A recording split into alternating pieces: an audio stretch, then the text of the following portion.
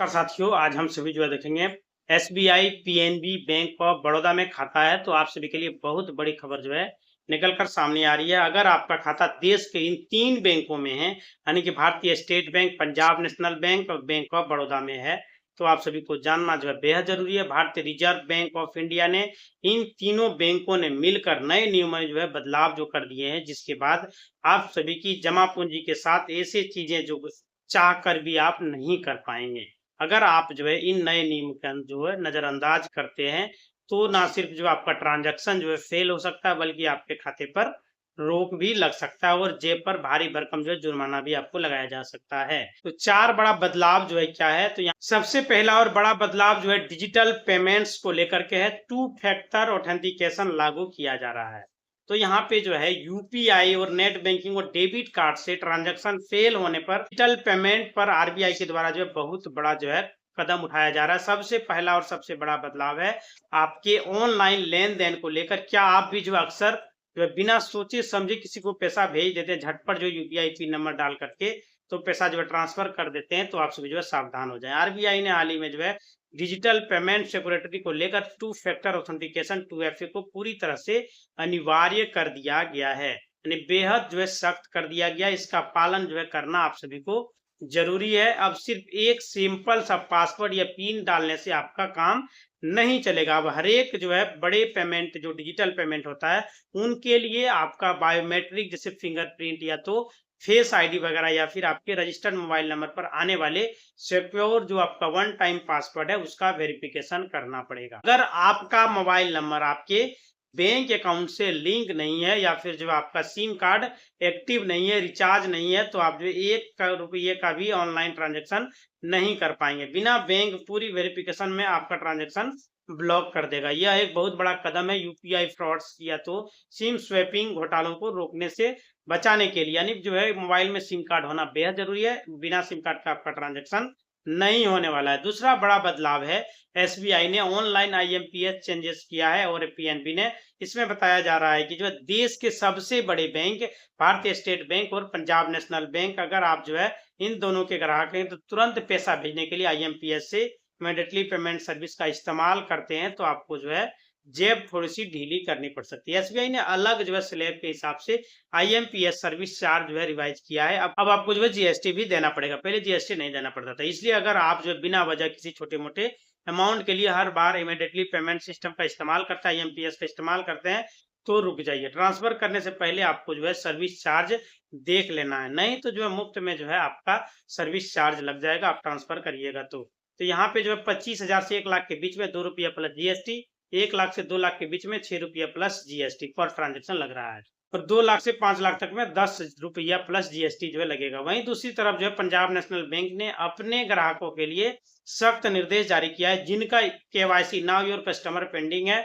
Bank ने साफ कर दिया है कि आपका जो है री केवाईसी बकाया है तो उसे तुरंत पूरा करें। अब आप जो है बिना जो है वीडियो के केवाईसी का भी जो है केवाईसी कर पाएंगे, ऑनलाइन होता है, ब्रांच में भी जाकर के कर सकते हैं। अपने खाते को सुचारू रूप से नहीं चला पाएंगे तो अपने लापरवाही की तो आपका खाता आने वाले समय में सरकारी योजना का पैसा जो आपके खाते में ट्रांसफर नहीं होगा। अगर यदि केवाईसी वगैरह नहीं करते, आधार कार्ड वगैरह एनपीसीआई से लिंक नहीं करते, तो अटक सकता है, फिर आपका खाता जो है इनएक्टिव हो जाएगा, डोरमेट कर दिया जाएगा। तीसरा बड़ा बदलाव जो किया गया है, एटीएम विड्रॉल और फेल ट्रांजेक्शन के लिए नए नियम जो है ला दिए गए हैं।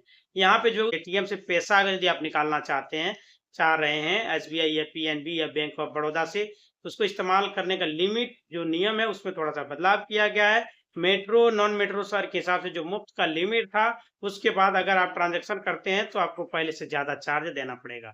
बुरी खबर यह है कि मुफ्त लिमिट के बाद पैसे निकालना महंगा हो गया है। अच्छी खबर यह है कि आरबीआई ने फेल्ड ट्रांजैक्शन, जब एटीएम से पैसे जो है नहीं निकले और लेकिन खाते से पैसे कट गए, तो इसको लेकर जो है सख्त रुख अपनाया। अगर आप किसी भी तकनीकी खराबी के कारण एटीएम से पैसा कट जाता है और तय सीमा के भीतर आपका बैंक से उसे जो है पैसा आपको नहीं देता, ऑटो रिवर्सल नहीं करता है, तो बैंक आपको प्रतिदिन के हिसाब से हर्जाना दिया जाएगा। यानी कि अब जो है बैंक आपको, आप गलती अगर उनका रहेगा तो पल्ला वो नहीं झाड़ सकता है, उनको पर ट्रांजेक्शन जो है कुछ ना कुछ चार्ज देना पड़ेगा। तो अब बात करते हैं उस नियम का जो आपके लिए बहुत बड़ी खुशखबरी लेकर आया हुआ है, जो एसबीआई पीएनबी और बैंक ऑफ बड़ौदा के लिए है।